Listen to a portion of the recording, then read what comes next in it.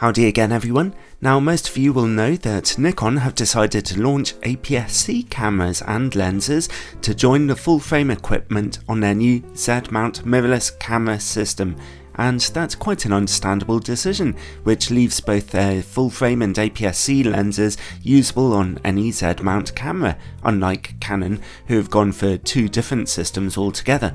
Anyway, for their new APS-C Z-mount cameras, they needed a little APS-C kit lens, which leads us neatly onto Exhibit A, the Nikon Z DX 16 to 50mm f3.5 to 6.3 VR.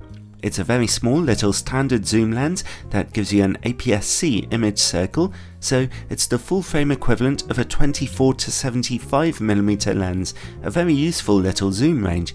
It costs as little as $150 or about £150 in the UK when you buy it alongside a Nikon Z50 camera, but almost twice as much if you want to buy it separately, which would be a bit of an investment.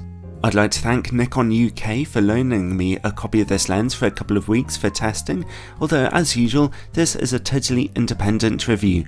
This is a collapsible zoom lens to keep its size nice and small when carrying it around. This is a common approach nowadays, as Canon and Sony offer very similar kit lenses which are also collapsible. When used on a Nikon Z50 APS-C camera, it forms quite a nice small little kit, despite the large size of the Z-mount itself. The main disadvantage to most APS-C kit lenses is that they offer only quite a dark maximum aperture, and this lens's capability of f3.5 to 6.3 as you zoom in is no exception. This is not a great lens for shooting in the dark or getting out of focus backgrounds. However, to make up for it, the lens does feature image stabilization, or VR as Nikon call it. Here's some footage with it turned off and now turned on. As you can see here, it helps quite a lot, although you do see a little twitchiness occasionally. Let's look a bit further at the lens's build quality. The first thing you notice, of course, is how small and light it is, weighing only 135 grams or about 5 ounces. The lens is very plasticky, even down to the lens mount, and there's no weather sealing either. However, it doesn't feel cheap or hollow. At the rear is a control ring, which is made of plastic and turns smoothly. Normally this is set to change your focus if you're shooting in manual focus mode, but it can be set to adjust other functions instead, like aperture or exposure compensation. Then comes the zoom ring. There aren't any switches to the collapsing mechanism, you simply turn the zoom ring and with a firm click you're into shooting mode. The zoom ring turns evenly but not especially smoothly, with just a tiny bit of stickiness to it. Let's take a look at the lens's autofocus. As you can see here, it works silently, reasonably quickly, and also accurately. Nice. And as you can see here, whether the lens is zoomed in or zoomed out, you only see a little breathing as you change focus, so that'll be a useful feature for video makers. The lens does not come with a hood, although one is available separately, and its filter thread size is a small and rather uncommon 46mm. Overall, considering the lens's low price, its build quality is quite handy and usable. It's hardly carved out of granite, but it's small, quick and easy to use, and the autofocus and image stabilization work fine. Well, let's move on and look at image quality now. I could have tested this lens on my Nikon Z7 camera, which has a 20 megapixel APS-C shooting mode, but Nikon actually loaned me a little Z50 APS-C camera at the same time as the lens. It's also 20 megapixel, but I thought, why not, and used the Z50 instead, seeing as that's what most people will be shooting this lens with. Let's start at 16mm, the wide angle end. At the brightest aperture of f3.5, the lens is brilliantly sharp in the middle of your image with great contrast. The corners are softer, particularly towards the very edges, although a decent amount of detail is still on display here. f5.6 looks just a little sharper and clearer, and stopping down to f8 gives you just a little more resolution right in the very edges. The image looks about the same at f11, but stop down to f16 and a little softness begins to creep in due to the physical effects of diffraction. Now let's zoom in halfway to 30mm, the maximum aperture has darkened to f4.8. In the middle of the image we continue to see awesome resolution and contrast. Nice. The corners continue to be quite sharp, not perfect but still very good. As you can see here at f8 and f11, they don't really get any sharper as you stop down the lens's aperture. And finally, let's zoom all the way into 50mm. The maximum aperture is now a rather dark f6.3.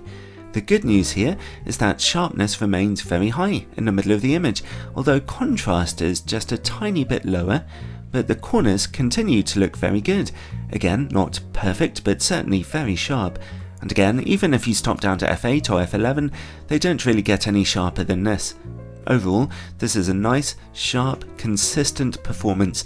It seems to be a higher resolution lens than average for its type, with good contrast too. Bear in mind though, I'm only testing it on a 20 megapixel camera.